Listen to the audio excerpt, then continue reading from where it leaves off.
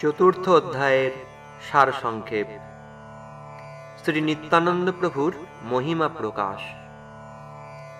এই অধ্যায়ে বর্ণনা করা হয়েছে যে শ্রী চৈতন্য মহাপ্রভু ভক্তগণকে সঙ্গে নিয়ে নন্দন আচার্যের ভবনে শ্রী নিত্যানন্দ প্রভুর সঙ্গে সাক্ষাৎ করতে গেলেন। সেখানে সকল ভক্তগণ শ্রী নিত্যানন্দ প্রভুকে প্রণাম করে উঠে দাঁড়ালেন। নিত্যানন্দ প্রভু তাঁর প্রভু শ্রী চৈতন্য মহাপ্রভুকে চিনতে পেরে মনে মনে তাঁর রূপমাধুর্য আস্বাদন করতে লাগলেন।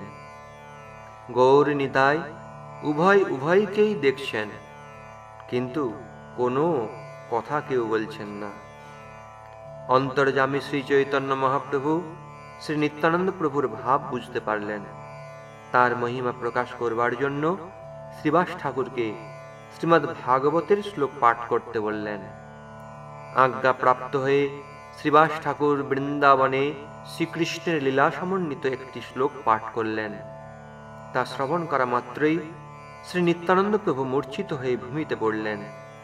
কিন্তু মহাপ্রভু শ্রীবাস ঠাকুরকে বারবার শ্লোক পাঠ করতে বললেন।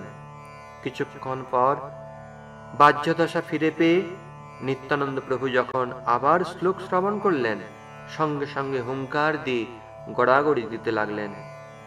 ভক্তগণ মহাপ্রেমিকার দর্শন করে রক্ষা করুন রক্ষা করুন বলে প্রার্থনা করতে লাগলেন।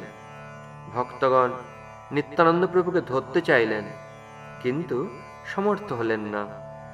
তারপর মহাপ্রভু স্বয়ং তাকে কোলে করে ধরে রাখলেন।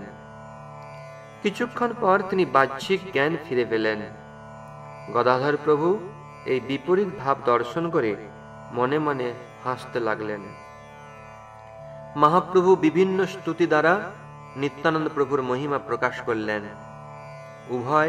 উভয় ইঙ্গিতে আলাপ করলেন। তারপর মহাপ্রভু জিজ্ঞাসা করলেন, তিনি কোথা থেকে এলেন?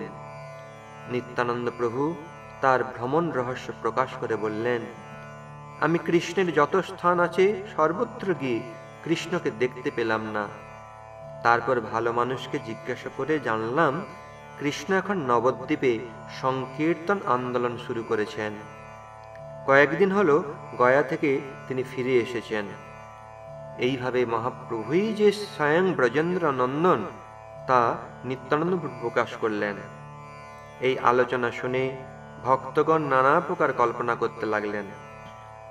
তারা বুঝতে পারলেন যে উভয়ের দীর্ঘকালের পরিচিত এবং উভয়ই ভগবান। যদিও দুইজনেই একই তত্ত্ব, কিন্তু নিত্যানন্দ প্রভু শ্রী চৈতন্য মহাপ্রভুর সেবক। নিত্যানন্দ প্রভুর কৃপা লাভ না হলে মহাপ্রভুর সেবা লাভ করা যায় না। এখানেই চতুর্থ অধ্যায়ে সারসংক্ষেপ সমাপ্ত।